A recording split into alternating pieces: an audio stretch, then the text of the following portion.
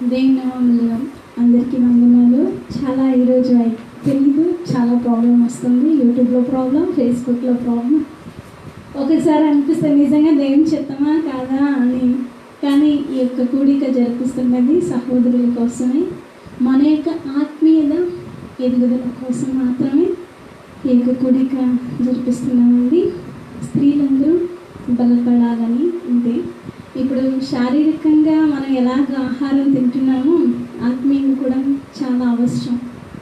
కాబట్టి ఈ యొక్క కూడికను మరలా నేను మొదటి నుంచి లాస్ట్ టైం చెప్తున్నాను, చాలాసార్లు చెప్తున్నాను. రెండోసారి అయిపోయింది, ఇది మూడోసారి. ఈ యొక్క రోజు మనము స్త్రీలు చేసిన పరిచర్య గురించి వాక్య భాగం నుంచి స్త్రీలు చేసిన పరిచర్య గురించి మనము నేర్చుకుందామండి.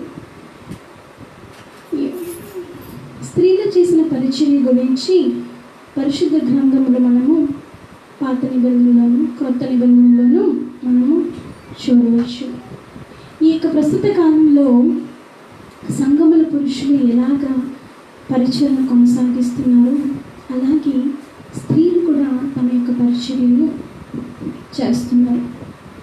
నిజంగా చెప్పాలంటే పురుషుల కంటే స్త్రీలే ఎక్కువ పరిచర్యలో పాల్గొంటూ ఉంటారు. దాని దేవుడు మాకు ఇచ్చిన అవకాశం బట్టి దేవునికి వందనాలు కూడా చాలాసార్లు మేము చెల్లిస్తూ ఉంటాం. అంతేకాకుండా మనకు అనిపించవచ్చు పరిచర్య అనగా ఏంటి అని. అవునండి, పరిచర్య అనగా దేవుని కోసం, సేవ కోసం, సంఘ అభివృద్ధి కోసం మనం ఏదైతే చేస్తామో, ఈ పనులైతే చేస్తామో అది పరిచర్యగా మనము చూడవచ్చు. పరిచర్య గురించి చెప్పడానికి చాలా విషయాలు ఉంది, కానీ మనకు సమయం చాలా తక్కువగా ఉంది. ఒక చిన్నగా మనకు అర్థం అవ్వడానికి పరిచర్య అనగా ఏంటి అని నేర్చుకోవడానికైతే దేవుని కోసం, సేవ కోసమై, ఒక సంఘ అభివృద్ధి కోసం మనం ఏం చేస్తామో అది పరిచర్యగా మనము చూడవచ్చండి. అంతేకాకుండా పరిచర్య గురించి ఆత్మీయ వరములలో ఒక్కటిగా పరిచర్యను మనము ఈ గ్రంథమును చూడవచ్చు. బైబిల్ గ్రంథంలో రోమపత్రిక 12వ అధ్యాయము 7వ వచనంలో పరిచర్య అది ఒక భాగాన్ని మనము చూడవచ్చు. ఆత్మీయ వరములో ఒకటిగా పరిచర్య అనేదాన్ని మనం కూడా చూడవచ్చు. అవును, ఈ యొక్క స్త్రీలు చేసిన పరిచర్య చాలా గొప్పదండి. వాళ్ళు చేసిన పరిచర్య అన్నిటినీ చాలా వరకు పరిశుద్ధ గ్రంథంలో వ్రాయించి పెట్టినారు. ఎందుకంటే మన కోసం, మనం దాని గురించి ఏం నేర్చుకోవాలో అది మనం నేర్చుకోవడం కోసం దేవుడు మన కోసం లిఖించి ఉన్నాడు. ఇక సమయంలో స్త్రీలు ఎలాంటి పరిచర్యలు చేసి ఉన్నారు, వాళ్ళు ఏ పరిచర్యలు చేసి ఉన్నారు మనం నేర్చుకున్నాం. చాలా పరిచర్యలు చేశారు, కానీ ఈ రోజు మనము స్త్రీలు చేసిన పరిచర్యలో 3 ప్రాముఖ్యమైన విషయాలు మనం నేర్చుకున్నామండి. చాలా ఉన్నాయి, కానీ మనకు సమయం ఎక్కువగా లేదు కాబట్టి 3 విషయాలు మాత్రమే ఈ రోజు మనము నేర్చుకుందాం. అవును, చాలామంది స్త్రీలు పరిచర్యలు పాల్గొంటున్నారు. ఇక సమయంలో మనం ధ్యానించబోయే పరిచర్యలో నిజంగా మనం పాలు భాగస్తులుగా ఉంటున్నామా లేదా మనము పరీక్షించుకోవాలి. ఈ యొక్క మొదటిగా మనం చూసినట్లయితే ప్రార్థన యొక్క పరిచర్య. అదేంటి, ప్రార్థన కూడా ఒక పరిచర్య. నిజంగా ఎవరు చేశారు? నిజంగా బైబిల్ గ్రంథంలో పరిచర్యగా మనం చూడవచ్చిన ప్రార్థనను కూడా అనుమానం ఉండొచ్చు. మనం నేర్చుకున్నాం. లూకా సువార్త అందరూ పరిశుద్ధ గ్రంథం నుంచి లూకా సువార్త 2వ అధ్యాయము 36వ వచనం అండ్ 37వ వచనం మనము నేర్చుకున్నాం. లూకా సువార్త 2వ అధ్యాయము 36, 37 వచనం మనము చూడవచ్చు. ఆ యొక్క స్త్రీ ఎవరు? ఆమె నిజంగా ప్రార్థన పరిచర్య చేసింది. మరియు అషీర గోత్రికురాలను పనియేల కుమార్తెయునైన అన్న అను ఒక ప్రవక్తి ఉండేను. ఆమె కన్నత్వము మొదలు గడిచినది 84 సంవత్సరములు విధవరాలై ఉండి దేవాలయము విడువక ఉపవాస ప్రార్థనలతో వేయింపగలు సేవ చేయుచుండెను. హన్నా అను స్త్రీ విడువక ఉపవాస ప్రార్థనలతో వేయింపగలు సేవ చేయొచ్చు. ఈ ప్రార్థన పరిచర్యను హన్నా యొక్క జీవితంలో మనం చూడవచ్చు. ఆమె 84 సంవత్సరాలు వృద్ధురాలు అయినప్పటికీ వేయింపగలు ఆమె సేవ చేయొచ్చు దేవాలయంలో. అవునండి, ఈ యొక్క ప్రస్తుత కాలంలో దేవుడు మనకు మంచి ఆరోగ్యం ఇచ్చాడు, ప్రతి అవసరాలు తీరుస్తున్నాడు, సమయాలు ఇచ్చాడు. మెయిన్గా నిజంగా ప్రియ సహోదరి, ప్రియ యవనస్తురాలా, నిజంగా మనం ప్రార్థన చేస్తున్నాము దేవుని కోసం, మనం బలపరచబడ్డ కోసం ప్రార్థన యొక్క పరిచర్యలో పాల్గొంటున్నామా మనం జ్ఞాపకం చేసుకో. చాలామంది అనుకోవచ్చు, అక్క నాకు బైబిల్ చదవడం రాదు, మెమరీ వర్సెస్ నేను బ్యాహెడ్ చేయలేను ఇతరులకి చెప్పేటప్పుడు. మనం వరి అయ్యి అవసరము లేదండి. చాలాసార్లు మన సహోదరుని అయిన కూడా నేను చెప్తూ ఉంటాను చాలాసార్లు, అమ్మ నీకు, మా మమ్మీ కూడా అంతే, చదువు రానప్పటికీ వాళ్ళు ఏం చేయగలుగుతారంటే ప్రార్థన కూడా పరిచర్యలో ఒక భాగంగా ఉన్నదండి. అవును, దేవుడు ఎలాంటి ఒక అవకాశం మనకు దయచేసి ఉన్నాడండి. స్త్రీలు అలనాడు అన్నాను స్త్రీ ప్రార్థన పరిచర్యను రేణుబగలు మనం సేవ చేస్తున్నాడు. దేవుడు ఈ యొక్క సమయంలో మనకు సమయం ఇచ్చున్నాడు, ఆరోగ్యం ఇచ్చున్నాడు, ప్రతి ఒక్క దాన్ని మనకు దయచేస్తున్నాడు. ప్రియ సహోదరి, నిజంగా ప్రార్థన పరిచర్యలో కూడా పాలుభాగస్తురాలుగా ఉంటున్నాడు. అన్న స్త్రీ మనకు మాదిరిగా నిలిచిందండి. ఇంకా ఇద్దరు స్త్రీల గురించి మనం నేర్చుకుందాం. ప్రార్థన పరిచర్యలో ఎవరైతే పాలుభాగస్తురాలుగా ఉంటున్నారో అపోస్తల కార్యములు 12వ అధ్యాయము 12వ వచనం. అపోస్తల కార్యములు 12వ అధ్యాయము 12వ వచనం. ఇట్లో ఆలోచించుకొని అతడు మార్కు అను మారుపేరు గల యోహాను తల్లి మరియ ఇంటికి వచ్చి అక్కడ అనేకులు కూడి ప్రార్థన చేయించుండే. ఇక్కడ మార్క తల్లి అయిన మరియను మనం చూడవచ్చండి. ఆమె ఏం చేస్తున్నదండి? ప్రార్థన చేయించిన సేవకుల కోసం ఏం చేస్తున్నదండి? ప్రార్థన చేస్తున్నది.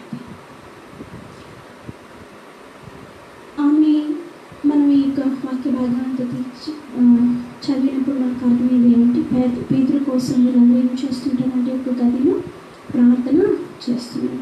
రెండవదిగా ఎవరి మాదిరిగా దేవుడు ఉంచారంటే మార్కు తల్లి అయిన మరియు మూడవది అది 13వ విషయంలో ఉంటుందండి. అతడు తలువాకిట తలుపు తట్టుచుండగా రోదే అని ఒక చిన్నది ఆలోకించుటకు వచ్చి, అంటే మనము ఈ యొక్క 13వ వర్షం చూసినట్టయితే ఆ యొక్క ప్రార్థన గుంపులో రోదే అనే ఒక చిన్నది కూడా ఆమె ఉంటుందిగా మనము చూడవచ్చునండి. ఆమె చిన్నదైనప్పటికీ కూడా ప్రార్థనలో పాలుభాగస్తురాలుగా ఉంటాయి. ఇప్పుడు వృద్ధురాలు ఎవరు? అన్న. ఆమె వృద్ధాపంలో ఉంటుంది, 84 సంవత్సరాలు. అంటే వృద్ధురాలు, యవనస్తులు, చిన్నవాళ్ళు, ప్రతి దశలో ఉండేవాళ్ళు కూడా ఏమవ్వాలి? ప్రార్థనలో పాలుభాగస్తురాలుగా మనం ఉండాలండి. ఎందుకంటే ఇది కూడా ఒక పరిచర్య కాబట్టి. ప్రార్థన యొక్క ఆ యొక్క ఏజ్ లిమిట్ అనేది ఎవరికి? వయస్సు అనేది ఇట్స్ నాట్ ఇంపార్టెంట్, ప్రాముఖ్యం కాదు. నీ యొక్క హృదయం, నీకుండే ఆసక్తి చాలా ఇంపార్టెంట్. నిజంగా ఆశ గల ప్రాణాన్ని దేవుడు ఏం చేస్తాడంటే తృప్తిపరుస్తాడు. నిజంగా నీలో ఆ యొక్క నేనేం చేయలేకపోవచ్చు, ఒకరికి సహాయం చేయలేకపోవచ్చు. చాలా పరిచయం అంటే ఆత్మీయురాలా చూసుకున్నప్పుడు మనం చాలా చదువుకుంటూ వెళ్ళినప్పుడు మనకు అర్థమవుతుంది. ఈ చేతిలో ఏం చేయలేనప్పటికీ ప్రార్థన మాత్రం తప్పనిసరిగా అందరూ చేయొచ్చండి. చిన్నవాళ్ళు కావచ్చు, యవనస్తులు కావచ్చు, వృద్ధాపంలో ఉండేవాళ్ళు కావచ్చు. ప్రియ సహోదరి, యవనస్తులు, చిన్నపిల్లలు వీక్షిస్తున్న మీ అందరికీ నా కోరిక ఏమంటే, ఒకవేళ ప్రార్థన యొక్క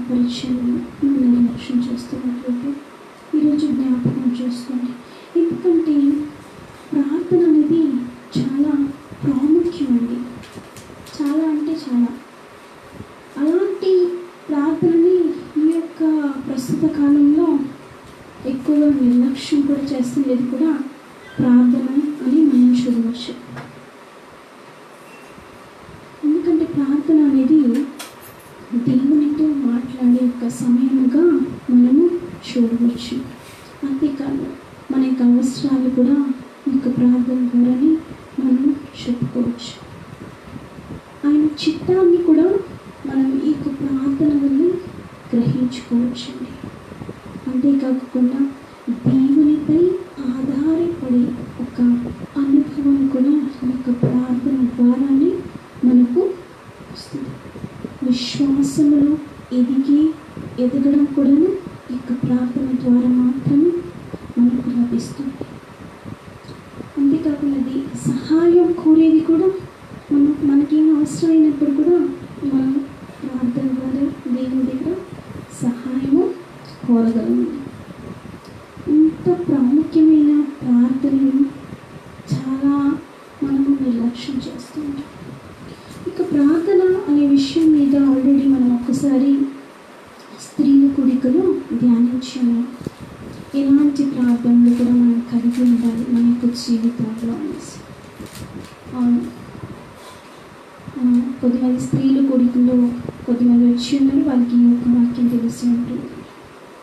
ఏమంటే 7 విషయాలు మనం నేర్చుకున్నప్పుడు వ్యక్తిగతంగా మనము ప్రార్థన చేయాలి. అంటే వ్యక్తిగతంగా దేవునితో మనము సహవాసం అనేది చాలా ఇంపార్టెంట్. అంతేకాకుండా కుటుంబం యొక్క ప్రార్థన, 3వది సంఘం యొక్క ప్రార్థన, 4వది ఉపవాస ప్రార్థన, 5వదిగా మోకాళ్ళలోని ప్రార్థన, 6వదిగా కన్నీళ్ళు ప్రార్థన, 7వదిగా తగ్గింపు ప్రార్థన. ఇన్ని ప్రార్థనలు మనం నేర్చుకున్నామండి. ఇక పరిచర్య భాగంలో ఇక 7 విషయాలు మనం ఆల్రెడీ నేర్చుకున్నాం. అయినప్పటికీ మనము ఈ పరిచర్యలో పాల్గొంటున్నామా లేదా ఎల్లప్పుడూ మనము స్త్రీలుగా పరీక్షించుకోవాలి.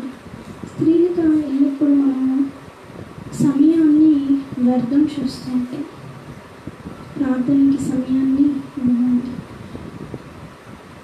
ఎక్కడ ముస్లిం ముచ్చట్లు ఎక్కడ పెట్టుకోవాలి, ఎవరితో కాలక్షేపం చేయాలి, ఎలా మన టైంని స్పెండ్ చేయాలి అని ఆలోచిస్తుంటాం. కానీ కొద్దిమంది అంటాం కానీ ఇచ్చిన సమయాన్ని దేవుడు చాలా సమయం ఇస్తున్నాడండి. ఆ యొక్క సమయంలో దేవునికి ఇవ్వాల్సిన సమయాన్ని ప్రార్థనలో గడుపుతున్నామా లేదా? స్త్రీలుగా మనకు చాలా పనులు ఉంటుందండి. పనికి వెళ్ళే వాళ్ళు పనికి వెళ్ళి వచ్చిన తర్వాత మళ్ళీ ఇంట్లో పనులు ఉంటుంది, పిల్లల్ని చూసుకోవాలి, కుటుంబం నడిపించాలి, చాలా బాధ్యత నాకు అర్థమవుతుంది. అయినప్పటికీ మనము దేవునికి ఇవ్వాల్సిన ప్రాధాన్యత, ఎందుకంటే ప్రార్థన ద్వారా మాత్రమే మనం దేవునితో మాట్లాడగలగాలి. సో కాబట్టి ప్రియ సహోదరి, ఒకవేళ ఈ యొక్క పరిచర్యను మనం నిర్లక్ష్యం చేస్తున్నది ఒక్కసారి పరీక్షించుకుందాం. నేను కూడా పరీక్షించుకుంటున్నాను. మనం నిర్లక్ష్యం చేస్తున్నాము ఈ యొక్క ప్రార్థన విషయంలో. ఇది కూడా ఒక పరిచర్య మన కోసం, మన సంఘం కోసం, సేవకుల కోసం, చాలా మంది కోసం నిజంగా మనం ప్రార్థనలో పాల్గొంటున్నాము. ఈ యొక్క పరిచర్యలో పాలుభాగస్తురాలుగా ఉంటున్నాము లేదా పరీక్షించుకోండి. అది ఏమి రాయబడి ఉందంటే ఎడతెగక ప్రార్థించాలి అని ఈ యొక్క గ్రంథంలో మనము చెప్పాము. 1 దశలోనిక 5:17 కూడా మనం చూడవచ్చు. ఎడతెగక ప్రార్థించాలి. అలాంటి మీ పనులను వదిలేసేది కాదు, కానీ మీరు ఏ పనులు అయితే చేస్తున్నారు, ఈ సమయం ఉన్నప్పుడు మీరు పనులు చేస్తున్నప్పుడు దేవునితో మీరు మాట్లాడవచ్చండి. 1వది మనం నేర్చుకుంది ఏమంటే ప్రార్థన యొక్క పరిచర్య. 2వదిగా మనం నేర్చుకుందాం తలాంతుల యొక్క పరిచర్య. మొదటిగా మనం నేర్చుకున్నాము ప్రార్థన యొక్క పరిచర్య. ప్రార్థన యొక్క పరిచర్యలో 3 స్త్రీని మనం ధ్యానించుకున్నాం.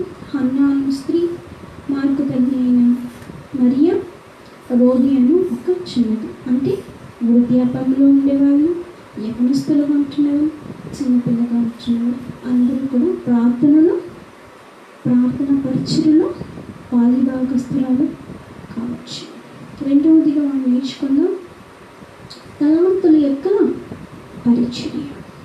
అందరికీ తెలిసే ఉంటుంది, దోర్కా అనే ఒక స్త్రీని మనం చూడవచ్చండి. అపోస్తల కార్యములు 9వ అధ్యాయము 36వ వచనములో ఈ యొక్క స్త్రీ గురించి మనము చూడవచ్చండి. మరియు యొప్పేలో తబిత అను ఒక శిష్యురాలు ఉండేది. ఆమెకు భాషాంతరమున దోర్కా అని పేరు. ఆమె సక్రియలను ధర్మ కార్యములు బహుగా చేసి ఉండేది. ఆ దినమునందు ఆమె కాయలపడి చనిపోగా వారు శవమును కడిగి మేడగదిలో పరుండిపెట్టింది. లుద్ద యొప్పేకు దగ్గర ఉండట చేత పేతురు అక్కడ ఉన్నాడని శిష్యులు విని అతడు తడువు చేయక తమ ఎదుకు రావాలని వేడుకొనుటకు ఇద్దరు మనుషులను అతని వద్దకు పంపింది. పేతురు లేచి వారితో కూడా వెళ్ళి అక్కడ చేరినప్పుడు వారు మేలుగదిలోనికి అతన్ని తీసుకొని వచ్చారు. విధవరాండ్రందరూ, ఇప్పుడు అందరూ గమనించాలండి, విధవరాండ్రందరూ వచ్చి ఈడ్చుచు దోర్కా తమతో కూడా ఉన్నప్పుడు కుట్టిన అంగీలను, మరొకసారిగా తమతో కూడా ఉన్నప్పుడు కుట్టిన అంగీలను వస్త్రములను చూపుచు అతని ఎదుట నిలిచారు. అవునండి, దోర్కా అనే స్త్రీకి ఏం తలాంతం ఉందండి? ఆమె దగ్గర ఉన్నది కుట్టు యొక్క పని. ఆమె దగ్గర ఒక సూది, ఒక దారం, దాంతోపాటు కుట్టడం అనుకోవచ్చు. ఇప్పుడు ఉండేలాగా మెషిన్స్ లేవండి ఆ కాలంలో. ఆమె దగ్గర ఏముంది? సూది, దారం. అప్పుడు ఉందో లేదో నాకు తెలియదు. ఎంతో ఆ యొక్క కాలంలో అంతా ఒక ఈజీగా ఏది కాదండి, కుట్టు పని కానీ ఏదే కానీ. ఇప్పుడైతే ఒక 1 అవర్లో అన్నీ రెడీ, ప్రతి ఒక్కటి డ్రెస్ కానీ ఏది కానీ రెడీ చేసేస్తాయి. కానీ ఆ యొక్క కాలంలో చూసినట్లయితే చాలా కష్టం. మీరు జస్ట్ సూజీలో దారం వేసేటప్పుడే మీకు అనిపిస్తుంది కదా ఎంత కష్టం అనేసి. జస్ట్ మనకి ఏదైనా కుట్టుకోవాలనిపిస్తుంది ఇంట్లో, అప్పుడు వేసినప్పుడే మనకు అనిపిస్తుంది. అలాంటి కష్టతరమైనప్పటికీ కూడా ఆమె దగ్గర ఉన్న తలాంతం ఏమిటంటే ఆమె కుట్టగలదు. కుట్టి ఎవరికి ఇచ్చింది తెలుసు? ఎక్కువగా విధవరాలు. మనం చాలా చూడవచ్చు. 39వ వచనంలో మనం ఆ యొక్క వాక్య భాగాన్ని చూడవచ్చు. విధవరాండ్రందరూ వచ్చి ఈడ్చుచు తమతో ఉన్నప్పుడు కుట్టిన అంగీలను వస్త్రమును చూపిస్తూ ఉన్నారు పేతురు గారికి. అంటే ఆమె యొక్క తలాంత ఏంటి? కుట్టడం. కుట్టడం బట్టి ఇతరులకు ఆమె ఏం చేసిందండి? సహాయాన్ని చేసింది. తలాంతుల యొక్క పరిచర్యను దోర్కా స్త్రీ చేసినట్టుగా మనము చూడవచ్చు ఈ యొక్క బైబిల్. అవును ప్రియ సహోదరి, దేవుడు నీకు ఏం తలాంత ఇచ్చాడు? ప్రతి ఒక్కరికి తలాంత అనేది ఉంటుంది.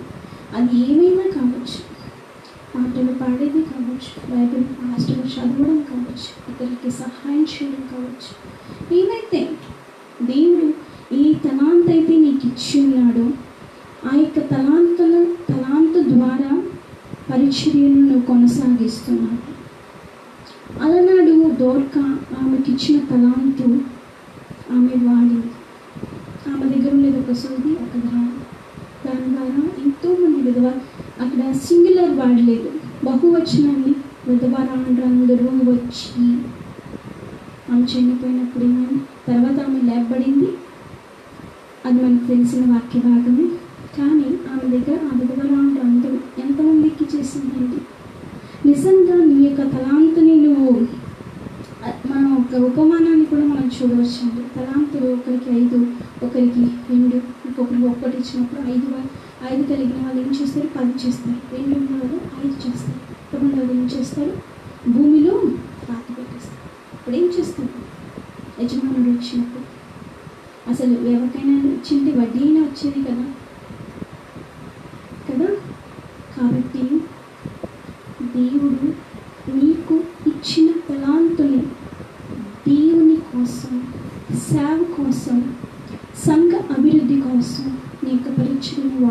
చేస్తున్నావా లేదా? దోర్కా గారు, దోర్కా స్త్రీ మనకు మాదిరిగా ఉన్నదండి. ఆమె దగ్గర ఉండే వస్తువుని బట్టి, ఆ శుచి దానం బట్టి చాలామందికి సహాయం చేసి, నీకు ఇచ్చిన తలాంతుని ఆయనకు ఒకటో తలాంతులాగా దాచిపెట్టేసావా? లేదంటే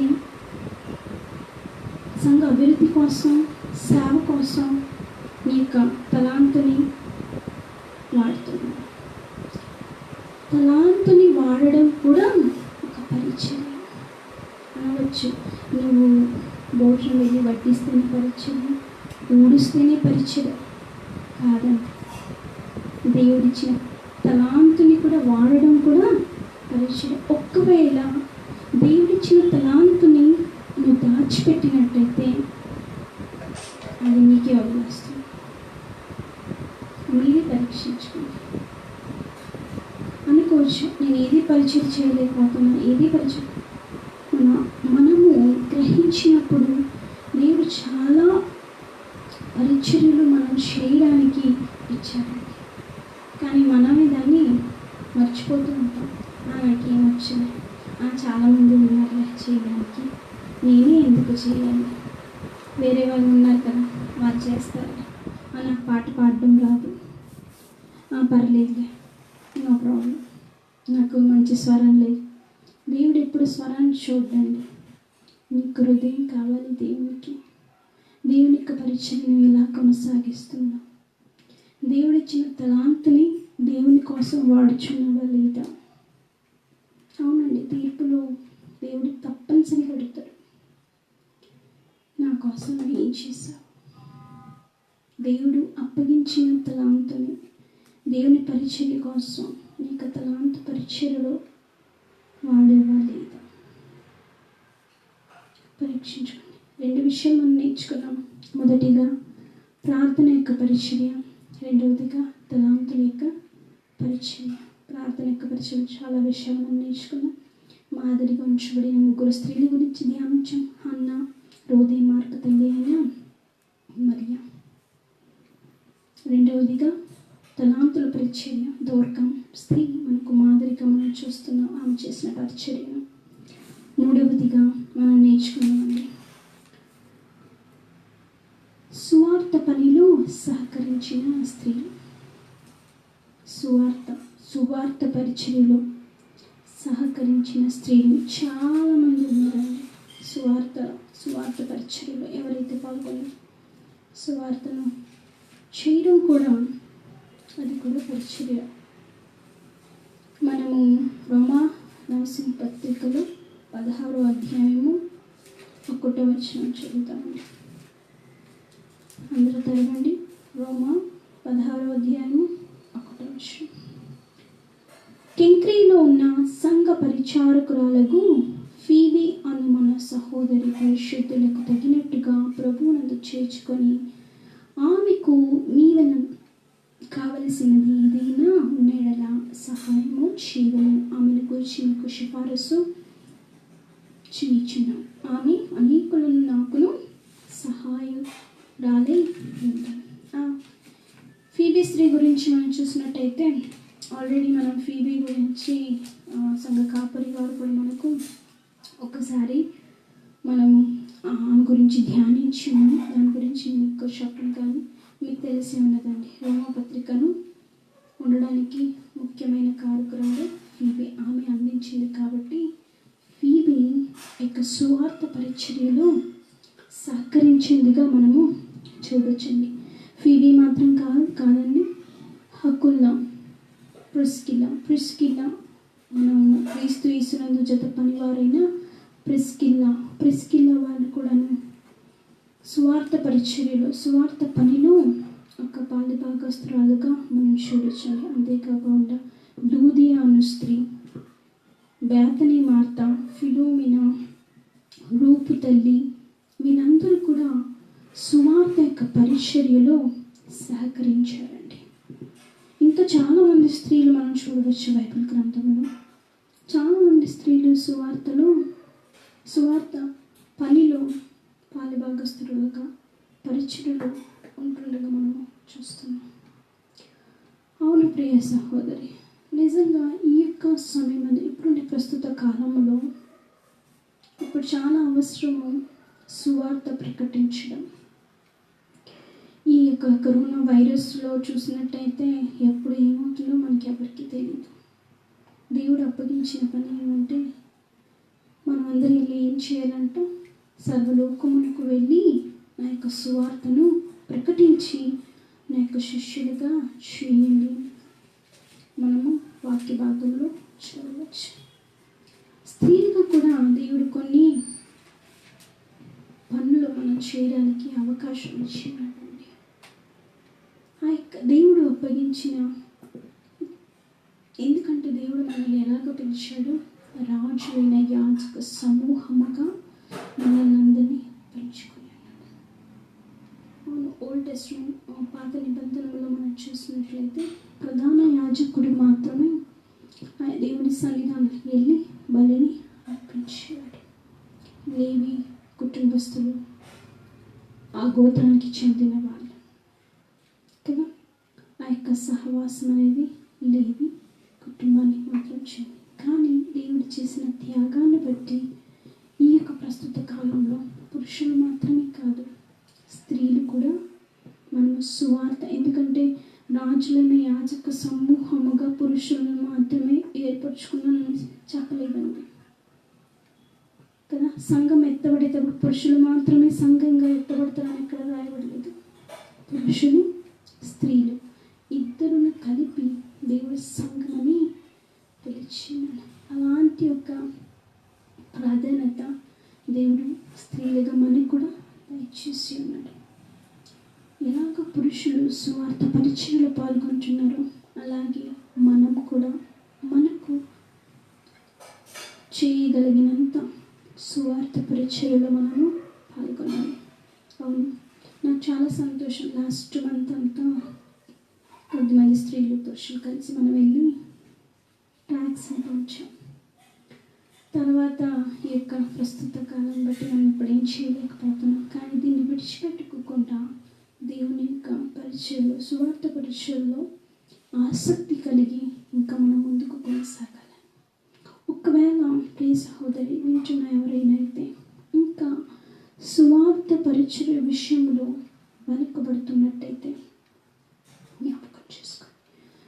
ఒక విషయంలో నాకు చాలా సంతోషం. జ్యోతి సిస్టర్ కావచ్చు, తమ వృద్ధురాలు, వాళ్ళ ఆసక్తిని బట్టి నాకే ఒకలాగా రోజు వాళ్ళు వెళ్ళి దేవుని పరిచర్య, సువార్త పరిచర్యను చేస్తున్నారు. చాలా సంతోషం.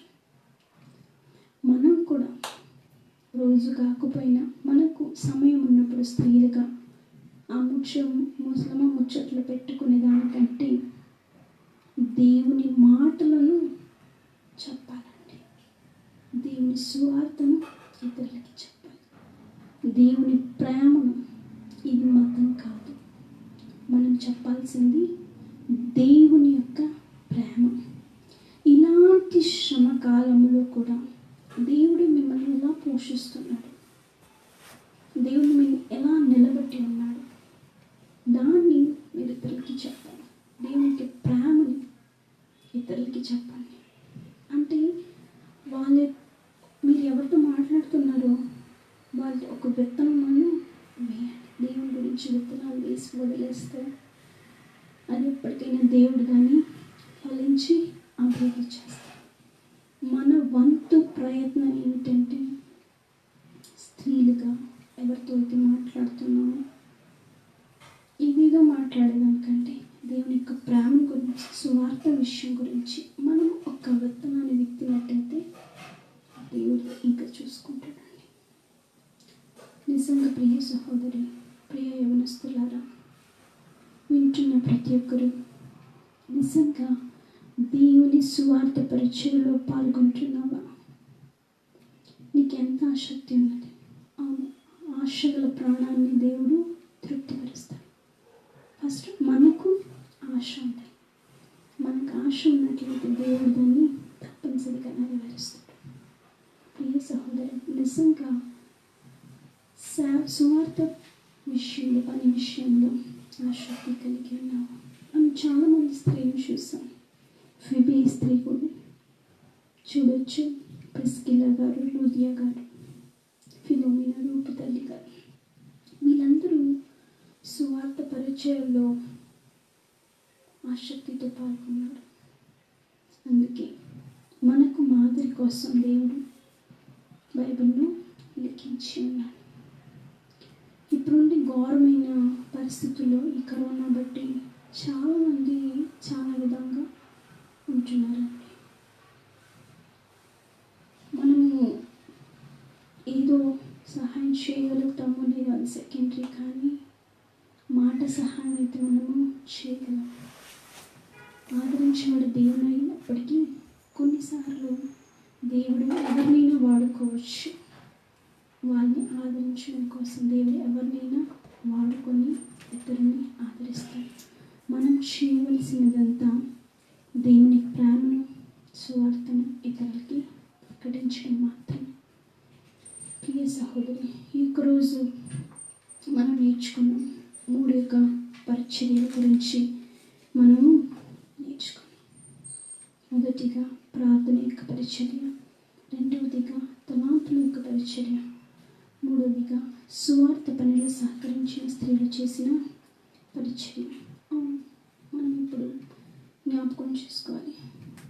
అదే స్త్రీలుగా దేవుని కోసం నువ్వు ఏమిస్తున్నావు? నీ పరిచర్యను బట్టి దేవుని మహిమపరుస్తున్నావా? పరీక్షించుకో. మనము ఇవ్వాల్సింది దేవుడు అడుగుతున్న చాలామంది స్త్రీని చూసినప్పుడైతే వాళ్ళ యొక్క స్థలాన్ని, ధనాన్ని, సమయాన్ని దేవునికి ఇచ్చారు. సో ఇప్పుడు మీరు నేను, మీరు అందరూ పరీక్షించుకోవాల్సింది ఏమంటే నిజంగా దేవునికి మనము ఇవ్వాల్సిన అంత సమయాన్ని దేవునికి ఇస్తున్నాము. చేయాల్సినంత సువార్త పరిచయం మనం చేస్తున్నాము.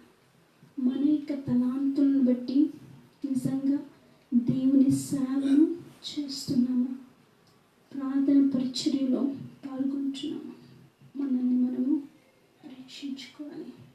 ఒకవేళ ఈ యొక్క లక్షణాలు ఏంటి, ఈ యొక్క పరిచర్యలో ఉన్న ఒక అనుభవములు మనకు లేని విధంగా ఈ రోజు జ్ఞాపకం చేసుకుందాం. మన యొక్క జీవితంలో దాన్ని అలవరించుకుందాం, నేర్చుకుందాం. అన్నీ మనకు తెలియదండి. కొన్ని దేవుడు నేర్పిస్తూ ఉంటాడు. మనం దేవుడు నేర్పించినప్పుడు మనం నేర్చుకొని దాని ప్రకారంగా జీవించే వరంగా ఉండాలి. కాబట్టి స్త్రీలుగా ప్రియ సహోదరి యవనస్తులకి మరి ముఖ్యంగా ఈ రోజు నేర్చుకున్నాం కొన్ని పరిచర్యల గురించి. 3 పరిచర్యలు: ప్రార్థన పరిచర్య, తలాంతుల యొక్క పరిచర్య, సువార్త పనిలో సహకరించిన స్త్రీల యొక్క పరిచర్య గురించి మనం నేర్చుకున్నాం. నేను కూడా పాల్గొంటున్నావా లేదా? ఒకవేళ లేనట్టయితే ఈరోజు నిర్ణయించుకో. దేవుని యొక్క పరిచర్యలో నువ్వు కూడా పాలిపాకస్తురాలుగా.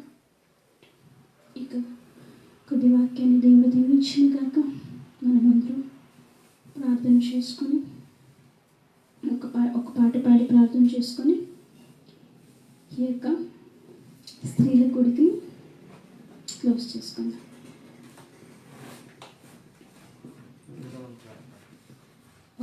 మీ అందరికీ తెలిసిన పాట, గుణవంతురాలైన ఘనమైన స్త్రీ. ఒక్క వచనం మాత్రమే మనము పాడుకుందాం. 583వ పాట, గుణవంతురాలైన ఘనమైన స్త్రీ. 580.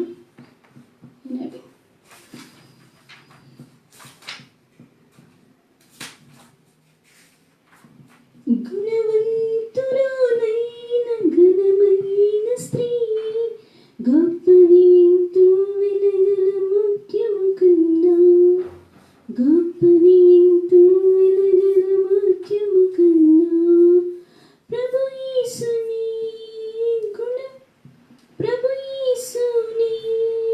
గుణములు కలిగి పృథివీపై నిలచును స్త్రీ.